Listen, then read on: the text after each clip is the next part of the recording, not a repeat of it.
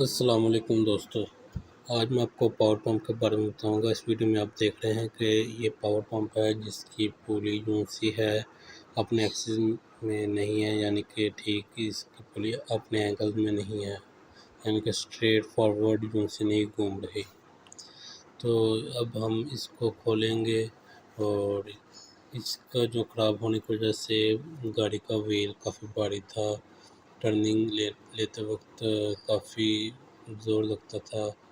تو جب ہم نے اس کو کھولا تو اس کے والو میں کچرا تھا اور پولی جو سی تھی وہ ٹیڑھی تھی۔